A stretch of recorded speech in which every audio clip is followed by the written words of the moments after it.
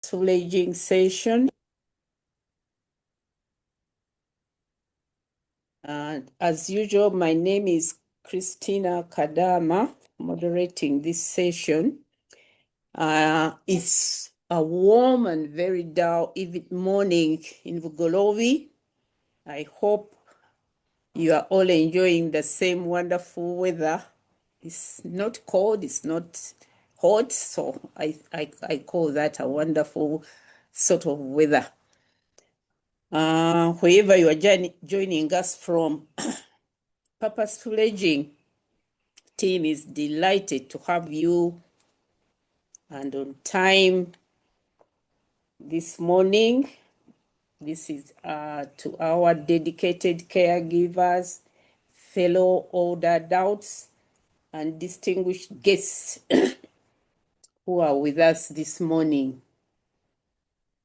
I'm particularly excited about today's session, and I would like to start off the session by quoting a brainy quote from an Indian lady, actor and writer, Sonali Bendre, and the quote goes like this: "All we have is the knowledge passed on to us by our elders' experiences.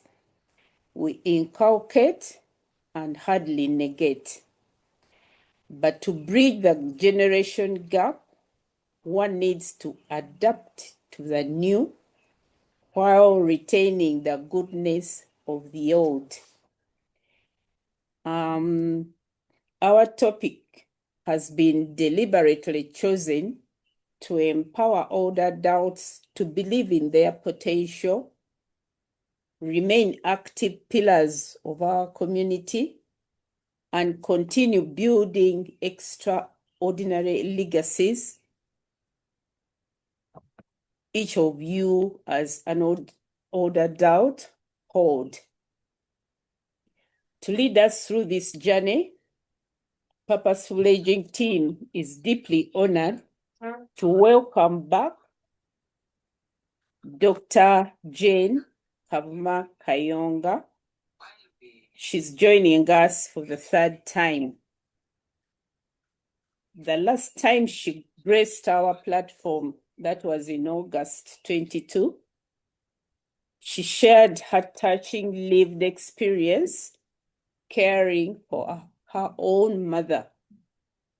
Since it has been nearly 4 years, allow me to reintroduce this remarkable woman to those who may be meeting her for the first time. And before I introduce the facilitator today, I would like to apologize for what appeared in our poster announcing this session, that Jane is a reverend. She is a good Christian and has actually not yet expressed interest in being Omwaule, a reverend, but you never know. She's, as you hear, she's a remarkable lady. Next time she might be. Hi.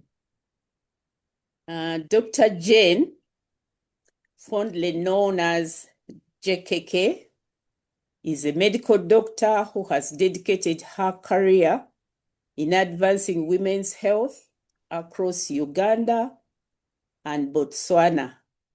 And I was being distracted by the very same person.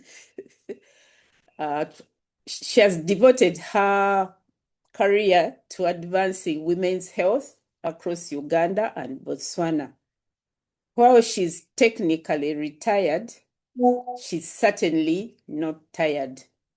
She's a mother, a grandmother, and a talented writer of fiction and short stories.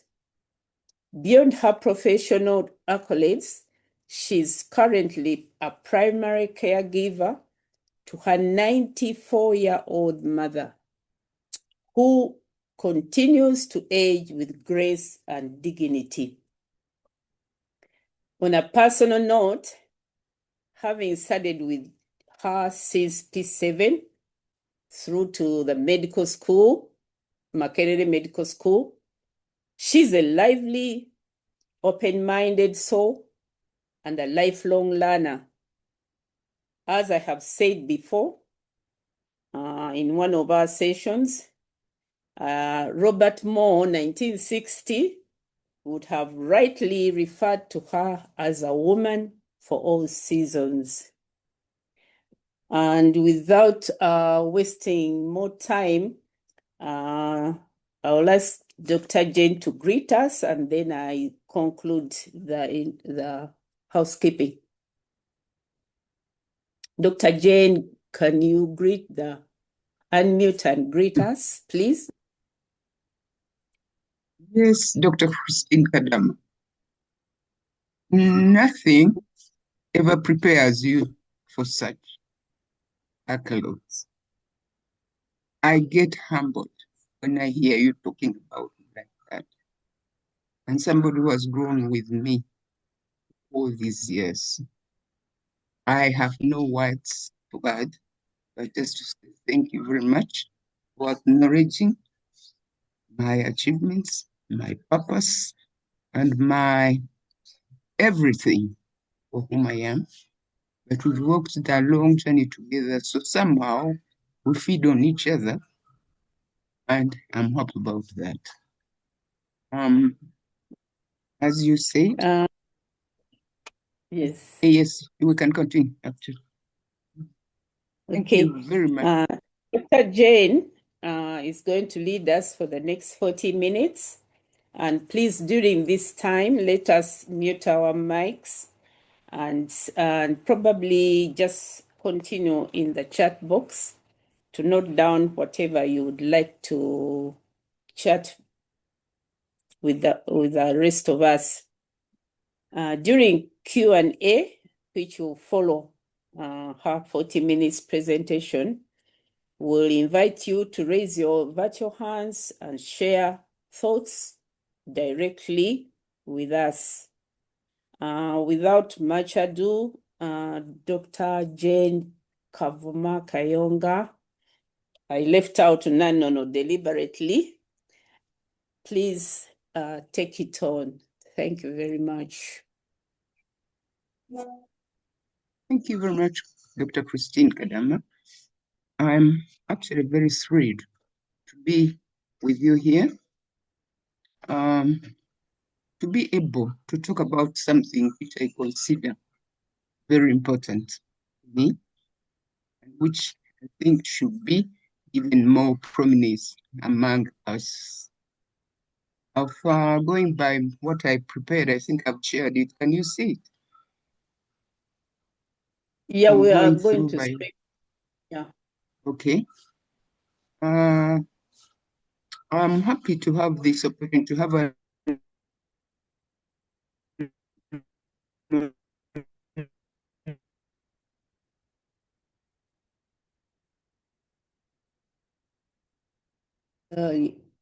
She might be having. Dr. Jane, you're a bit.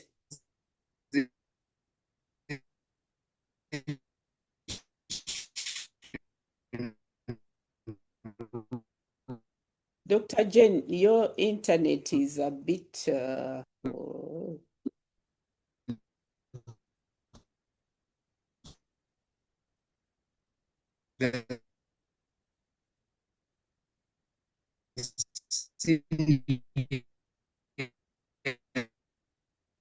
as on this forum as a senior. Dr. Jane, do you mind? I think we need to go back to the start because you've been breaking so much.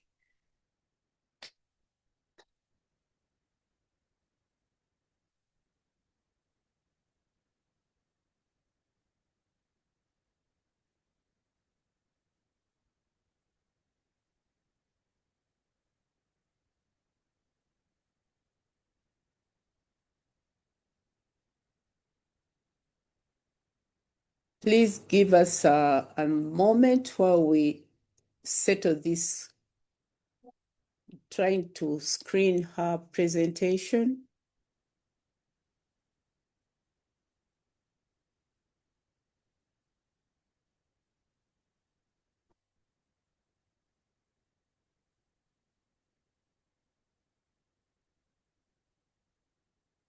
She had communicated a bit of issues with what we call light now, otherwise umeme. So she may be having some issues still.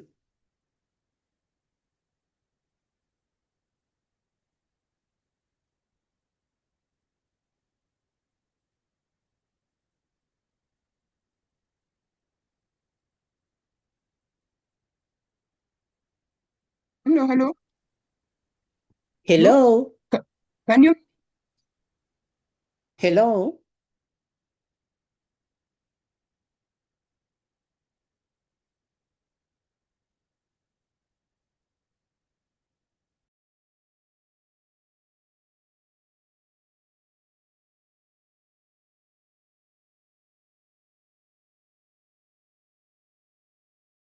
Kindly bear with us. We'll be back soon.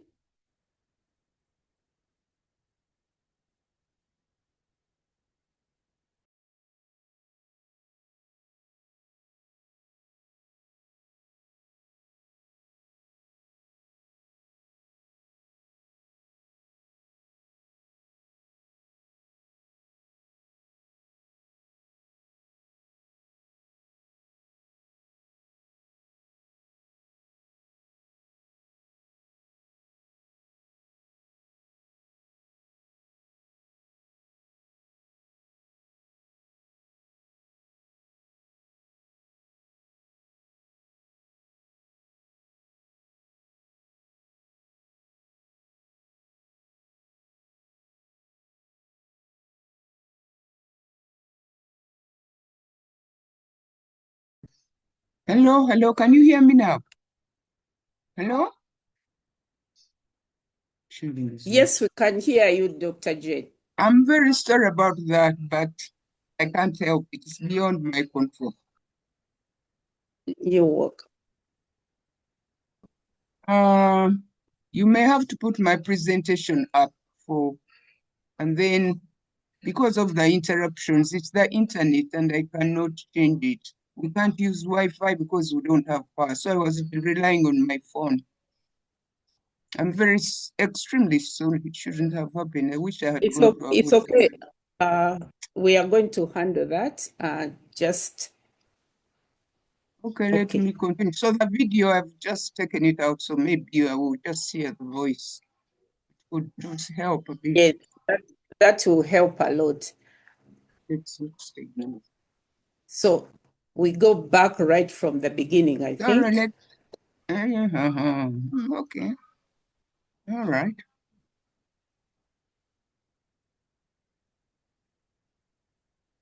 Your voice is very clear. You can start now. All right. Let's see where I started. Manang, I'm very sorry about this. It's okay. It happens. It happens. Take it easy.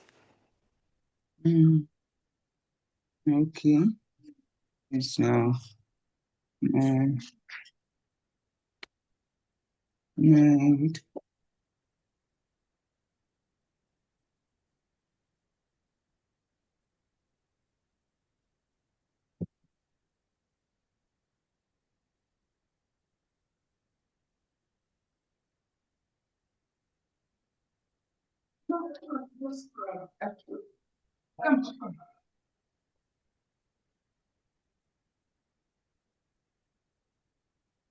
Hello, I'm trying to locate my my presentation itself here. Whoa, what a oh my God. Are you able to see my screen, everyone? Because I've already projected your presentation, so you can just let me know when you're ready to move to the next slide. Yes, Philippa, we are able to see what you have projected. Okay, thanks, Mohammed. I'll wait for your cue. Can start with the slides. We'll go by the slides. You control it, and I will just read from me. Yes. Okay, just let me know when you're ready to move I'm ready. to the next slide. Okay. We can go to the library, that quotation. Okay. We didn't hear Yeah, thank anything, you. so we had wanted you to start from the beginning, please. Okay. Oh. Okay, let me be brief a bit. Writing your story is not much about literature in this case, but more to do with preserving the stories of our time. It is simply writing your story to contribute to humanity, guaranteeing continuity. Every life has a story, a wealth of knowledge, and lived personal experiences. It is important that each one writes how his own story of life or some significant events in one's life and shares them with other people. There's an old African proverb which says, when an elder dies, a library burns down to the ground. Next slide, please. Next slide. Next slide. This proverb means that the elderly are the memory of family and tribe and clans. There are some things only known by the elders. At the same time, the youth need guidance on how to do certain things. In the past, the elders were symbols of culture, identity, and the link to the present and the future. They still keep the young generations connected to their heritage. Before the printing press was brought to Africa, the elder used to pass on history, folk tales, and prepare the young for life's challenges by the fireside in the evening for preservation. In this day and age, former archives capture knowledge and research for transmission. It then distributes them before they are irrevocably lost. At this juncture, my father took time over 10 years writing an example I can give. He took 10 years writing his own biography. But then when during the Duka Duka days, it was with someone to proofread, we lost it. And by the time he was too weak to write, to go over it again. So that's why now there are formal archives which capture knowledge and research for transmission before it is lost. The 21st digital technology-driven era has various ways of capturing the necessary information, data, and has developed a variety of modes for passing it on when it is required. Next slide, please. There are three primary formats of a memory book used to tell the life story. Biography. It tells the story of the person, learn life's lessons, and the ways that person navigates the world. It was written by another person from information gathered in interviews and documents. It includes details of key events that shape the subject's life and brings up a clear picture of a person's personality, traits, and their interaction with the world. Autobiography. It is the complete story of a person's life written by the person themselves for legacy purposes. It portrays the life's experiences in chronological order from birth to the present time. It is a first-person account. Memoirs. This is a collection of memories or glimpses in time written by the author to offer lessons to the reader. They are of the first-person narration, focusing on specific topics or period or themes like relationships or events that happened in the writer's life. It emphasizes emotional and reflection. Next one, please.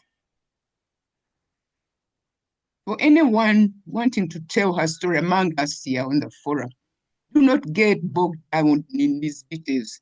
Just choose one experience that has stayed with you, big or small, and start from there. If you do this consistently every day, you will be surprised at what you have covered in a few months. The more you write, the better you become. Practice makes perfect. The next chapter is always yet to be written because each story represents you at that moment in time.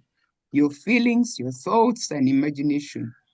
There is no most ideal time to write. If you wait for the perfect time, you may have to wait forever. Right now, stop talking about writing. That's my advice. Next one. You can also write. There's another way. If you haven't followed those three, you can also write fiction stories based on observations in your community to address important matters that are neglected. This could start a conversation about them and cause change in your community.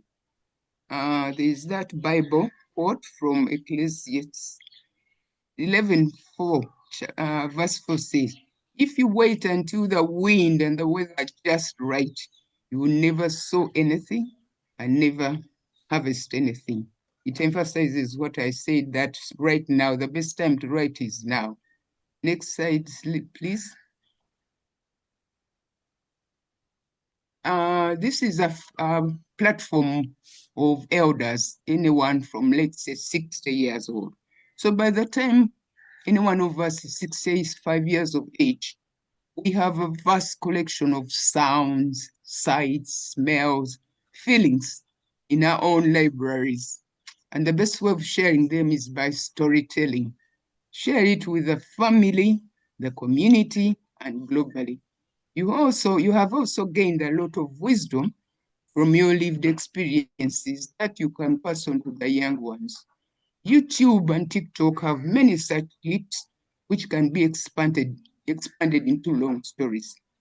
By this age, I mean by 65, life has very little to do with mastery, but more to do with learning new things to stay relevant and useful to yourself and others. This allows you to be lost.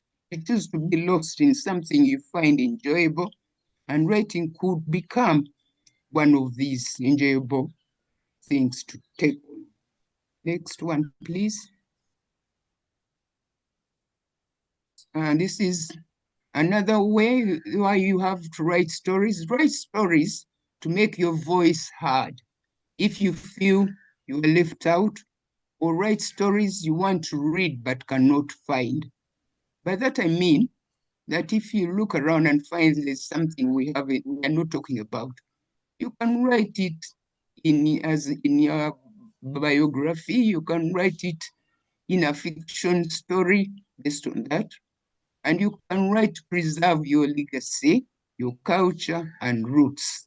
This is mainly for the elders who are clan leaders or leaders in the church or leaders anywhere. You can write to preserve your legacy. Stories essentially, generally, entertain or inform us or persuade us to change mindset or take action. That is why we write more stories. Next one, please. For 8 years, I've been running a personal blog mainly to share my wealth of knowledge, experiences, and skills while honing my writing skills. From the feedback from the readers and the followers, I'm impacting the people around me in my own way. So that one is also a good excuse for you to start writing. Since I returned to Uganda, I take time to visit the Uganda bookshop. I wonder the young ones whether you know the young Generation Z, who could be here. I wonder whether you know where the Uganda bookshop is. But it is on Ebenezer House, Road 4 Covia Street, Kampala. The Anglican Church bookshop has been in existence since 1927, but at different locations. Next year, it will be celebrating 100 years. I first visited it with my father when I was 6 years of age. Later, it became a favorite place of mine. Interestingly, many Ugandans and many women among them have written their biographies and memoirs. Here, I could quickly, I have 2 of them. Sorry, I had to turn the video off to make things work better. There's one, I have one here, the story of a Ugandan physician. This is the story of Dr. Jagwe, a physician, written by his son told by John Nkalubo Jagwe. That is his son. It's a very interesting read. And by sheer coincidence, I have another one by another doctor who's now involved in soft training young and adults in soft skills. She's called Dr. Jane Kenge Kayondo. She wrote a book which is interesting, The Hero Within, Dr. Jane Kenge Kayondo. And there are many others which I actually have bought and read. Next one. I've bought and read a number of these. I have great honor and respect for the authors since books take time, efforts, and money to write. Such stories, please note this, such stories start as paragraphs written consistently, day by day, over a period of time. Amazingly, there are some books written in our local languages for children and adults. So please, if you have time, pass there. There is a lot from our, from our own ordinary people here, Ugandans. I have also visited the Meta Library. I really don't know how many of you know where this Meta Library is. It is in the heart of Kampala, just near the Kampala City Council headquarters. Or Kampala, now they call it Kampala Authority, Kampala City something authority, where I used to do my school holiday assignments as a teenager. The place needs a lot of support to attract young readers. It lies on the other borderline uncared for place, but yet it could be useful for our young ones growing up in the city. Somewhere they could go and read books, or they could organize discussions there. It could be, if somebody put some thought in it, it could be used usefully for the young generation. Next one, please. I'm an active member. Writing alone, if you are to write, is not enough. So I'm an active member of FemWrite. This is the Uganda Women Writers Association, founded by the late Honorable Mary Karuru Okrut, and her group in 1995. It was founded mainly to provide an outlet for female voices in Ugandan literature, because by then, it was a monopoly of male voices. For those who want to write and publish formally, it's a good place to start. And then here I considered the psychological benefits of writing and sharing personal stories. According to that website, these are the psychological benefits of sharing personal narratives. There is emotional catharsis. This is what we call you unburden yourself. You free yourself of your mind, of the baggage you are carrying, so that you can live completely in the now. They use it actually in psychiatry, well, as part of treatment for the young children who have had a difficult childhood. Writing about them frees their mind to live completely in the present. This itself reduces stress and enhances the feel-good hormones like dopamine. So there are some psychological effects. Psychological effects. Next one, please.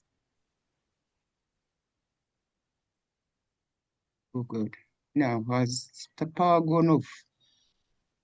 Oh.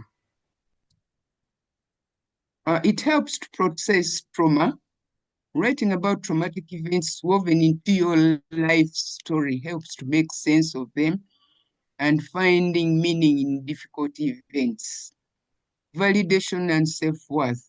When you speak out, your voice is heard, and this validates your experiences and reduces anxiety and helps individuals regain their own strength and stability in their communities. Improved identity. Piecing your story together helps you shed off the mindset of being hopeless, rebuilds your resilience as an individual, and helps you to know and understand yourself better. Helps you to know and understand yourself better. I had to emphasize that. And then connections. Sharing your personal story with others opens up connections with others, drawing you back into your community. In the process, you become more compassionate.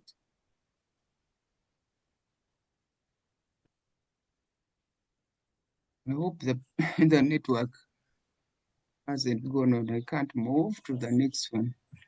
God. Sharing personal stories also has physical health benefits. When you write your story, you're essentially expressing your thinking and emotional experiences while actively creating your identity, authenticity. It improves your physical health and overall well-being. As you translate your emotions and thoughts into words, you engage multiple areas of the brain, giving it a workout. Actually, writing is a serious exercise for the brain cells. It rewires the brain, leading to improved memory and information retention. And here, something useful. It helps fight age-related cognitive decline, that is forgetfulness and others.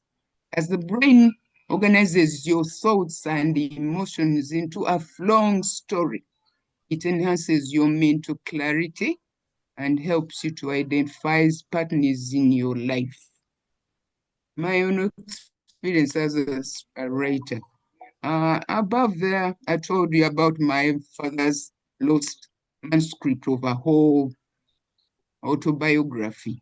By the time he got to know that he failed, that we had failed to trace it, it was too late for him to start again. So that's why I would say that we have to write when you can. You start early, and then over time, if anything happens, you can always start again or write other stories.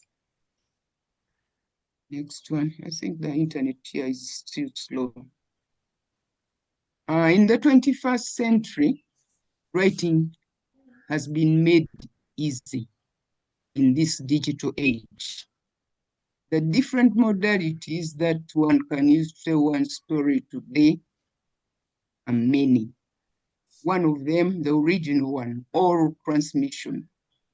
From the age of 8, my father used to tell us about events in his life late in the evening. And one story that fascinated us was how he had walked barefooted from Mitiana to King's College Budo for the 4 years he was a student there.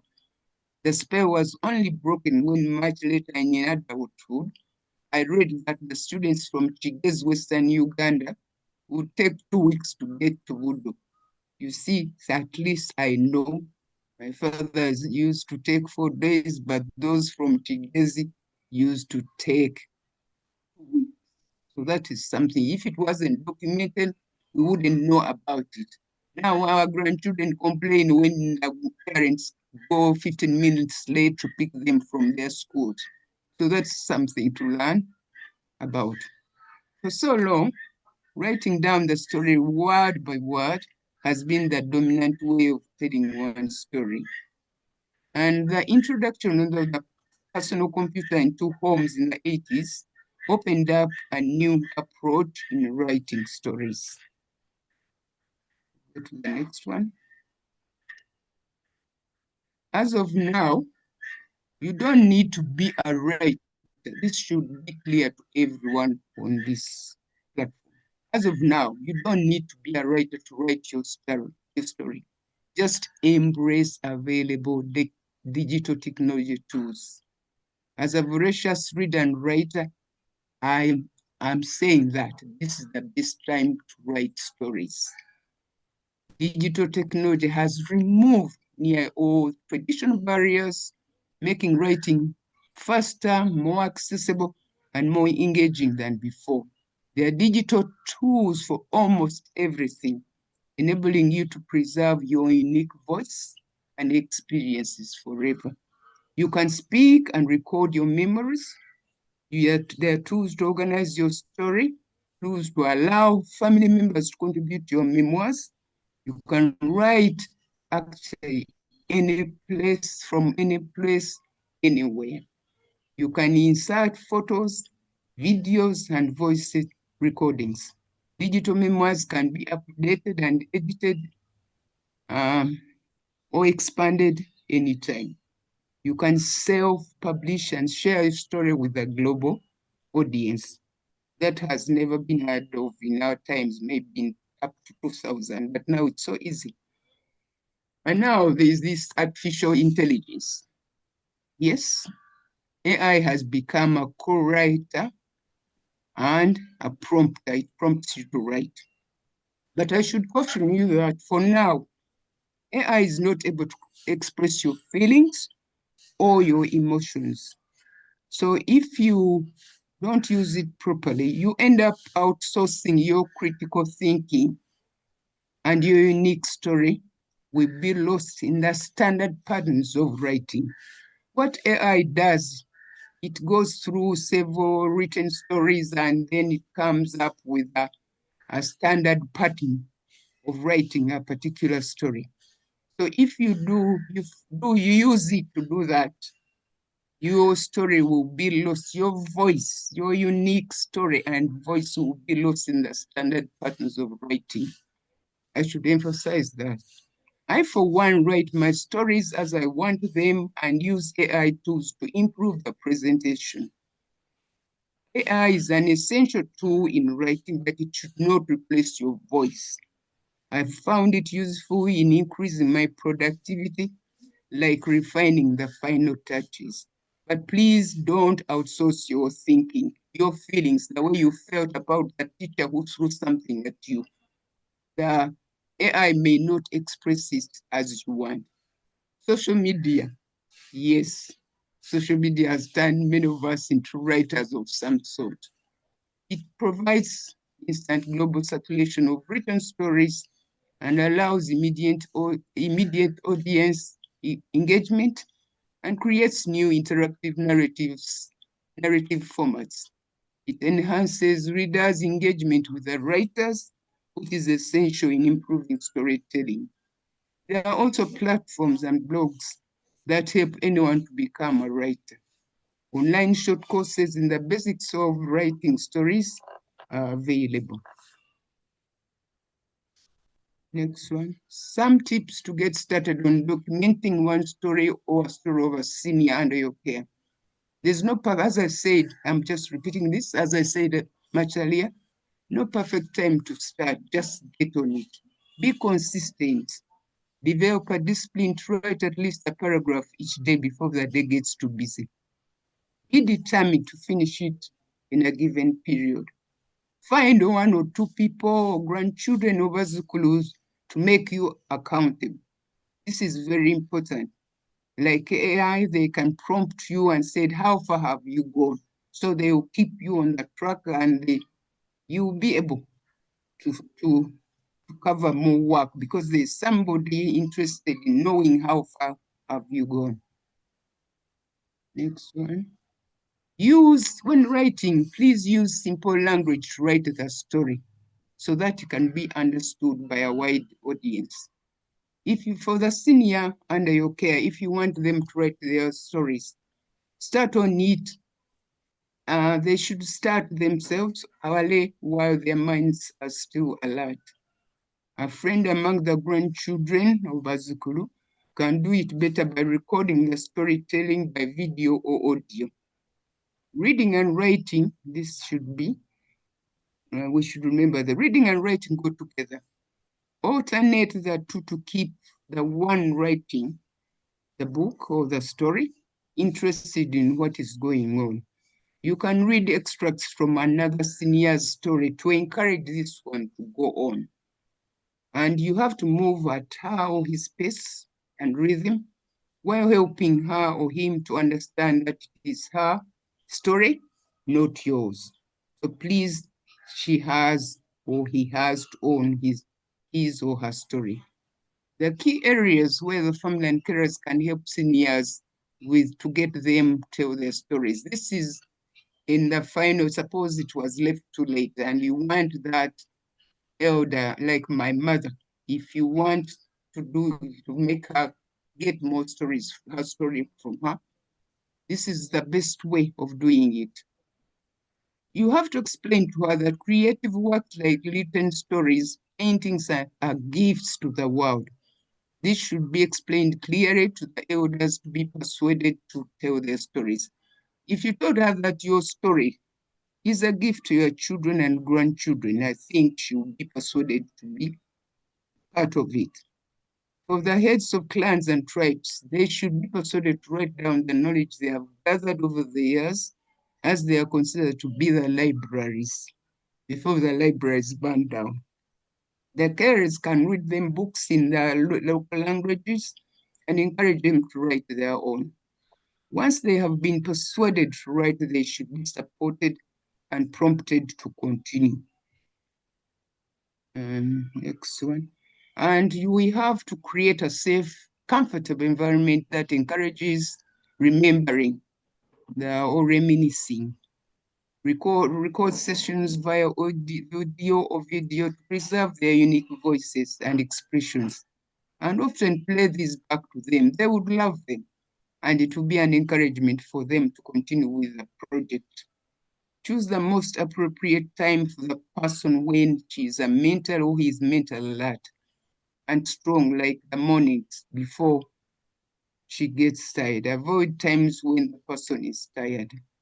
Use photographs, another way of jogging the elders' memory. Use photographs or music to help jog the seniors' memory.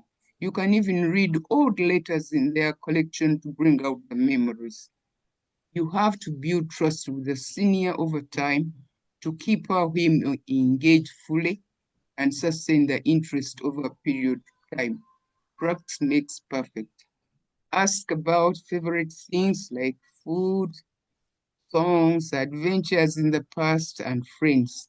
That way you are helping her or him remember the, I hope can you still hear me? I think now Yes, the we internet. can. Oh, now we can't move. Which time I can't move to the next paragraph, I suspect it is the internet. Can I have the next slide, please? And this is another way that we should use. Don't use yes or no. Use open-ended questions to encourage storytelling so that she talks more other than you doing the talking. Be more of a listener. You are there to be a listener. You want her story, not your story. Do not rush the senior. Work within all his pace and rhythm. Keep the sessions short, because once she loses interest, you cannot get her back. And use family gatherings to collect memories of multiple generations. Maybe at a birthday celebration, you could ask each grandchild to come out or each child to come out and say something, and it will help her or him also to say more about herself or himself. Respect their boundaries by not going where they don't want to. By practice, you learn that this topic is a no-go area. So please don't bring it in. Otherwise, you are going to hinder the project progress. For each session, long or short, thank them for their time and effort to encourage them to continue. In the digital era, you can easily organize their story and print it out, then go over it with them in short sessions. Consider publication, blogs, Amazon Kindle, and local ones. Here in Uganda, I've checked, we have Scribe House, Verse Publishers Limited, and Mahiri Books. These are online bookshops, so they can assist you in publishing the stories that you have written. We all write stories to be read by other people. The more they are read, the greater the satisfaction. Unfortunately, Ugandans, unlike Kenyans and Nigerians, have a poor reading culture.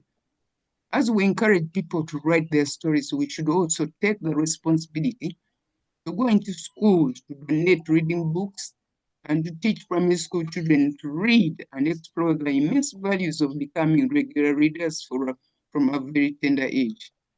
Such children will grow into outstanding writers and great curators of the stories of their time.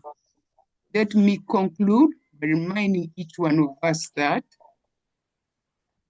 each one of us owes the family, the community, and the nation a story. And that story is your own story. The way you want it and how you want it. Write to tell your own story.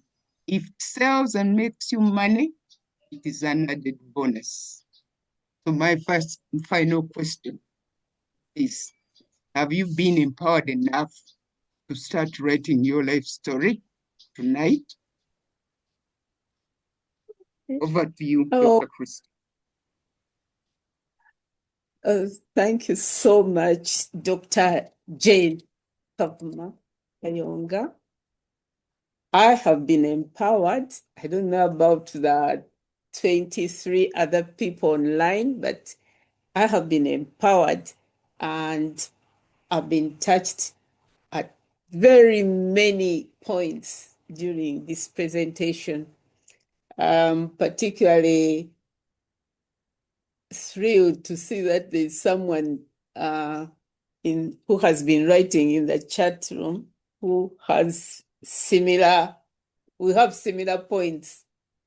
And I would like at this time, I think, to allow some 20, 30 minutes for comments, additions, corrections from you, the listeners, please. And this will be moderated by Dr. Philippa Makanga.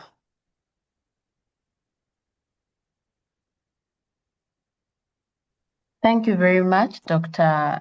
Jen, for your presentation and for stimulating us to get unstuck and start writing at any one point. It's interesting how we can get stuck in our brains and actually do nothing. But this is a very good activity for all ages, actually, to start where you are. And practice makes perfect. So I'll start the Q&A by inviting, I see Anne, your hand is up. You can unmute and talk.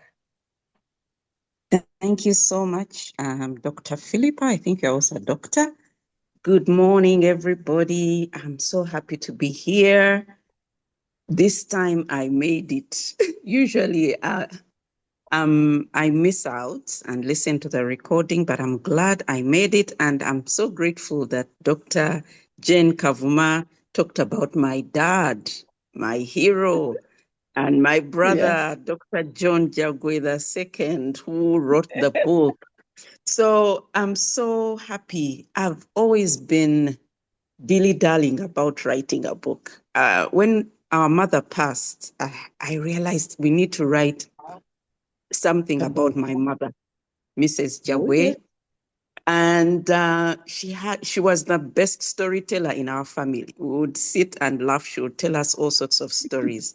So with this talk, I must do something about this and write also my mother's side of the story. Thank you so much. And my own story, because I'm almost getting there to the 65. You say that 65, we need to write stories. I'm almost there, and I hope I'll be able to do that. Thank you for encouraging us. It was a wonderful presentation. God bless you. Thank you very much, Doctor.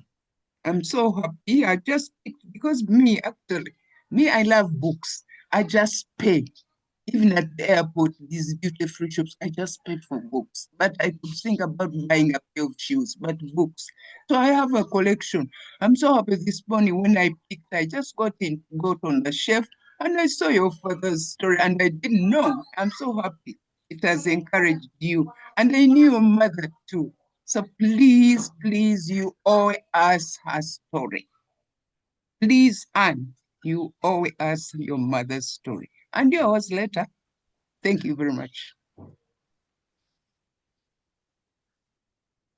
Excellent. Thank you very much for sharing with us, Anne, and we'll be happy to read and promote your story in the near future. Yes, Mohammed, please go ahead. Yes, Mohammed, for me, I would just like to convey my appreciation to this really great presentation. It has been very insightful and mainly about well, for me, I've picked really a couple of things, but the interesting one was where I think the presenter said the parents used to sit with the children in the evenings and they would share experiences. I'm a bit disturbed by the current trend of this generation, where people are really struggling with making ends to meet, busy work schedules, where that memorable moment, I see it diminish. I see it diminish. People are struggling, people are stuck in traffic. And however, the lesson used to be very important then. So I just feel challenged with the new trend of life. And I'm really wondering the way out, or how she could advise on how to go about it. And secondly, also still another challenge I've noted with this so-called is it digitalization, everything being done on laptops, on tabs, pads, and all that. I would feel that when someone really reads a book, they hold the book in their hands and read. There's a way it easily resonates with the brain, and this so-called internet and the smartphones and all that. I have a sister who works in Norway, and she said that they are changing the curriculum to take back people to read children to start reading real books and not these sophisticated gadgets, laptops, and those complications. So I hear you, and you've really done a very good presentation, but I'm a bit worried about the current trend and where things are going. Maybe if she could advise on, I don't know, how do we manage it as parents? Maybe they're even younger parents in their 40s and 50s. How could they really make things better? Because we are missing out a lot. A lot is being missed out. But the presentation was very good. For me, I learned that you don't have to wait. There's no better time than starting something. If it's to write something, there's no better time. Start immediately. And also, lastly, I lost a grandfather, and this person was very, very loving and very educative. But we missed an opportunity of writing their book. And so when you talked about anyone should start anytime with whatever resources they have, it doesn't have to be very sophisticated. I hear you. So we wished we had really done some simple write-up on his life. We would have really had a lot of knowledge reserved. But thank you so much. It was very, very insightful. Thank you very much, Mohammed. I'm happy to hear you about your challenges. Storytelling. Yes, I sympathize with you because I have children and grandchildren. I can see the parents go early in the morning, come back late in the evening. But I think if, like you, Mohammed, if we want it badly, you find time for it. When you, on the weekends, when you have some little time, start off at the dining room table. It doesn't have to be official that let's sit here. Start off either from eating a cob of maize. I remember my father was teaching us why kasoli is called kasoli. And you could start from there. Akase oli, mpakukase oli. And I have it in my head. You get it? You don't have to get the special time. You start where it is. See a chicken pecking in a compound and you talk about it. Get a short story too. A child will value that story. I still value my father's stories. Maybe that's why I ended up even in writing books on my own. And the other one, the challenge of AI. I tell you, Muhammad, I still need to rub my fingers over that book, the hard book. I read a few online, but the best book I still feel I should turn the pages. And the smell of a new book I have it mentally. So I'm with you, and I'm happy knowing I've gone back to the traditional way of reading books because they've seen that online does not get the impact they wanted. Thank you, Mohammed. And please get the story of that dead relative before, when the information about him is still from her, is still fresh in all your minds. Collect it among the relatives. Eventually it will turn out to be a biography. Thank you. Wonderful. I was 2 years old when I learned Kasol is Kaseoli. Thank you for that, Dr. Kavuma. Yes, that was very interesting. Kase Oli, I also remember it. It was an interesting one. Yeah, I just had that today. This is very interesting. Is there anyone else who has a question and would like, okay, I see in the chat, Anne says, me too. I love my parents' stories. They stuck in my mind. Talk to your children at any opportune time. Thank you, Anne, for that encouragement. I don't see any other hands up, so I'll hand back to you, our moderator, to conclude. Thank you so much, Dr. Philippa, for moderating that session. I think people are still digesting this great talk, and we welcome reactions to this talk. Anytime, please write to any of us, send a message to our email is purposefulwakulu, so that we capture all the reactions you have. I'm particularly excited, as I said, that this writing or telling the story actually is therapy, so much therapy, which is with us. We don't have to pay for it. You just sit at the table, dining table, and talk, take pictures. They talk after years, and they do a lot of therapy.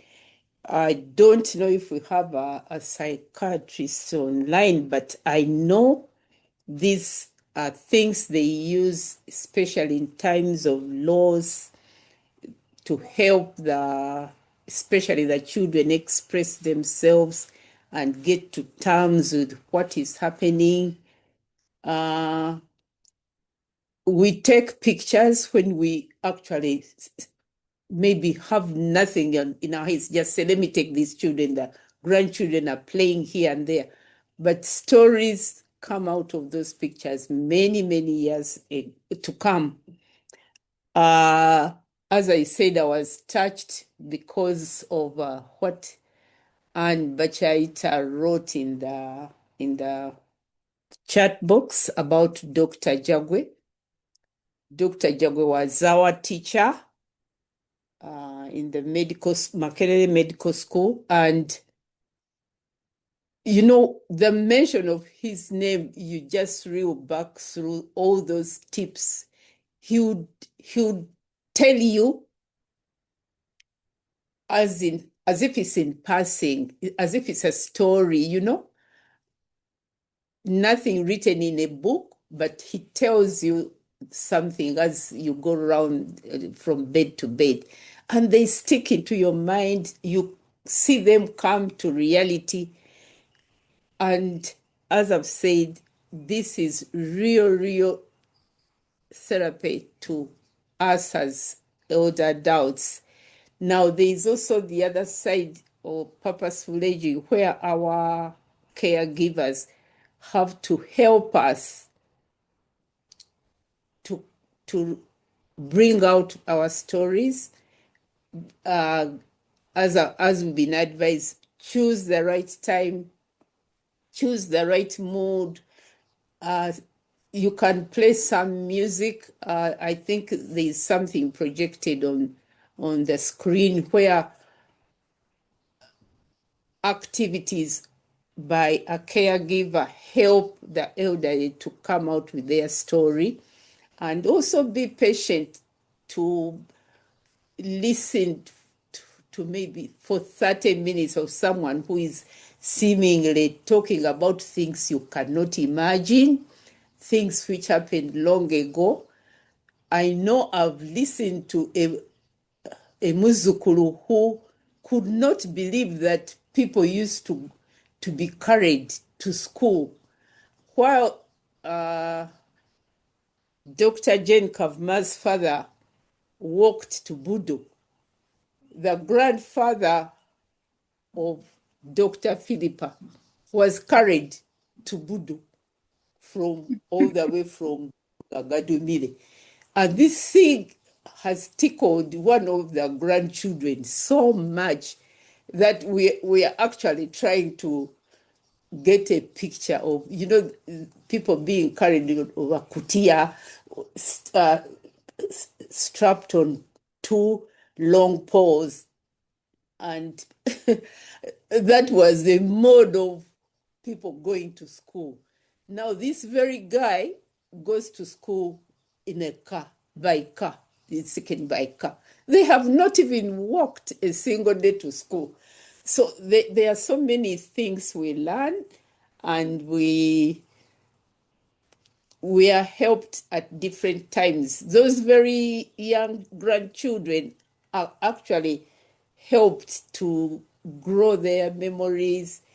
Some of them will end up being engineers from a story which was told by a grandparent. Say, if my grandfather could walk like this, why can't I do this? It's a lot of therapy, actually. But to cut the long story short, Dr. Jane Kavuma, thank you so, so much for this exciting yet dignifying session. Many of us, the older adults, now know and influential. We are at the level where the communities listen to us. The communities have turned us into libraries and encyclopedia, and some people don't know what an encyclopedia is, but they are here with us. We need to keep active as older adults, and for the caregivers, have also learned how to guide the seniors, to keep them occupied, to keep them, able to tell their stories as a means of therapy, giving them a smile. Actually, to digress a bit, on the 13th of December, when we gathered as Purposeful Aging, we asked the older adults that, what food do you like best? And it's amazing what came out. Someone talking about this food and why they get it. And it's amazing if we can make each other talk as older adults. It gives a smile, it excites, it's therapy. So please encourage friends and other people who could not make it today to listen to this session. They'll gain a lot. It's not just mere talking or mere writing. There's a lot of therapy in storytelling, whether in pictures or digitally or by hand or radio, whatever. To our dear participants, please remember to drop your email in the chat room and to check on YouTube channel for the recording in maybe about 4 or 5 days time.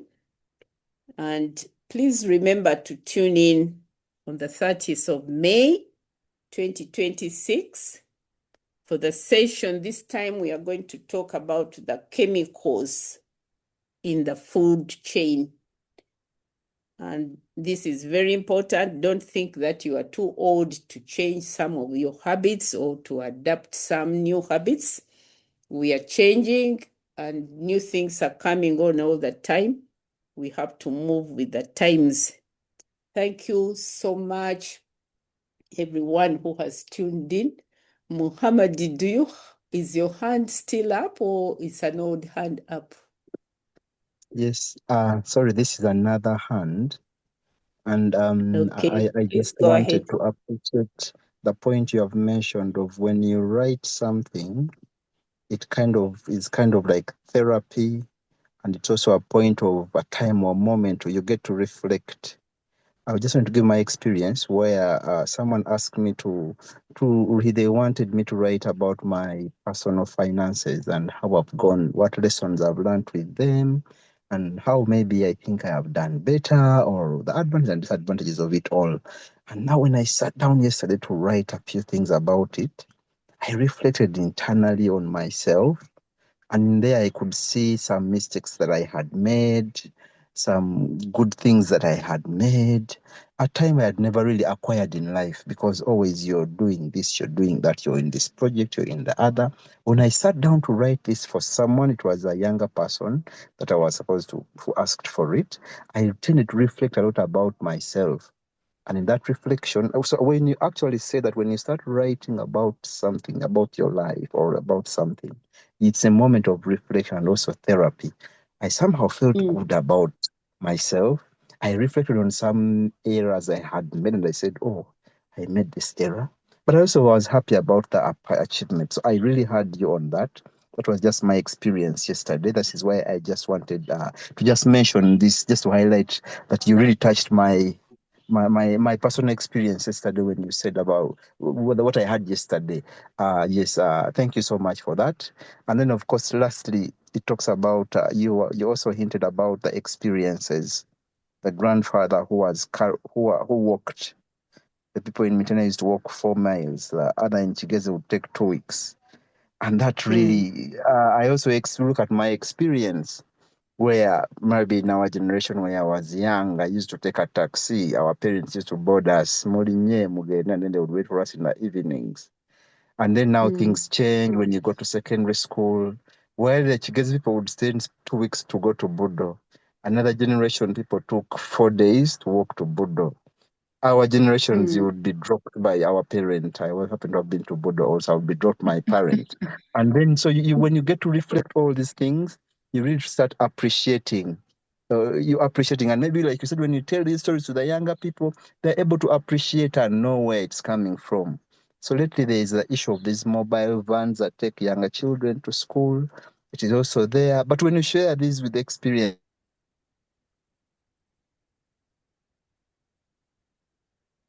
Hello.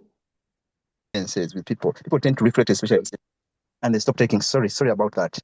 Sorry about that. People stop taking things for granted when you share these experiences. Thank you so much, Dr. Jen. This has been very insightful for me. Can I add something about Yes, you're that? welcome. We still have some time. Mr. Muhammad, that's so, when I remembered that when I was in Gayaza, he used to be taken there, driven there by driver. But when he comes late, I will ask him why he came late. But then one day I remembered my father walked to school. Yeah? So I should be grateful that now I'm being fetched. So that's why I say each one of us owe the world, the community, a story, your story.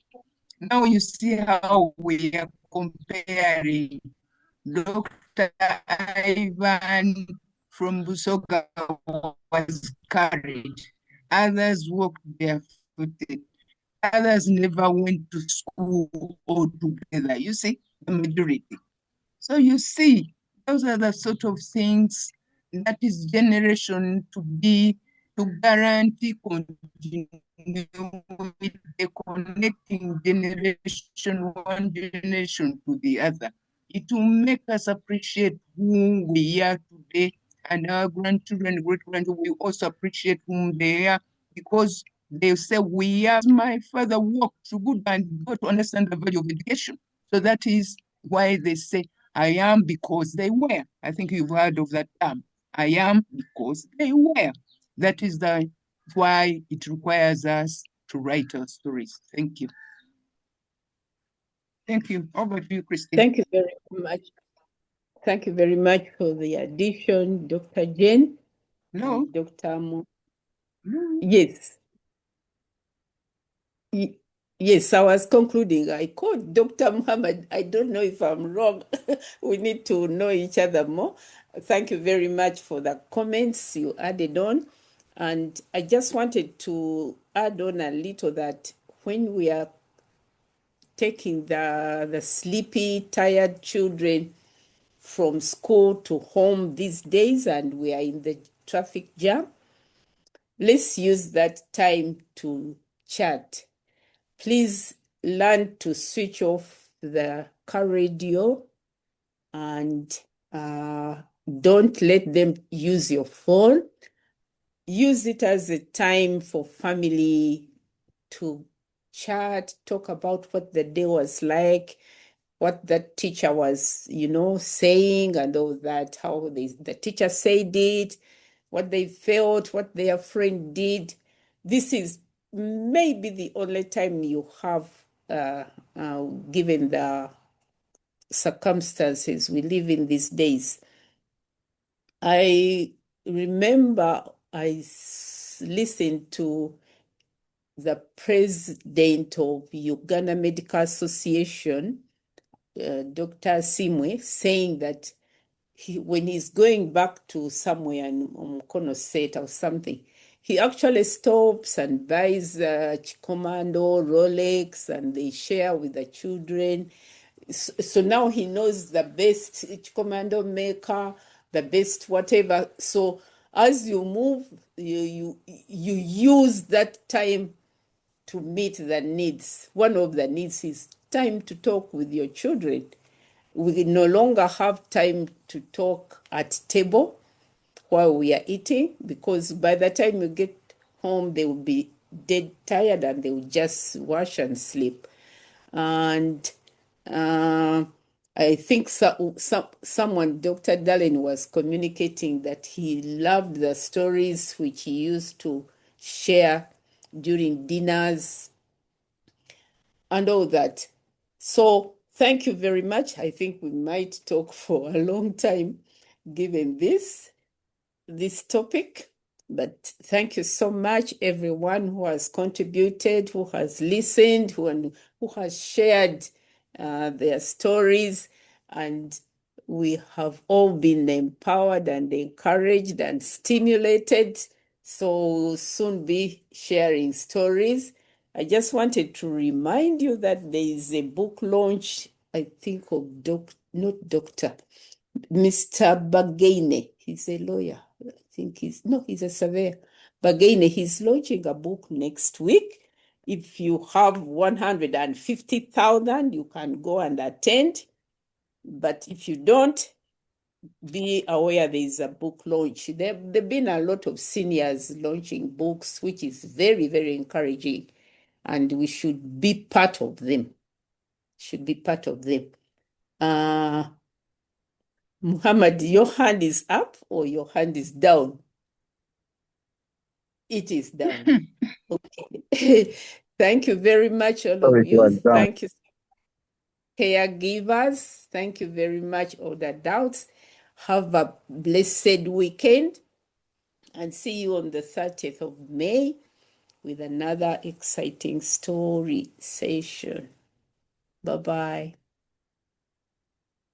Bye. Bye-bye.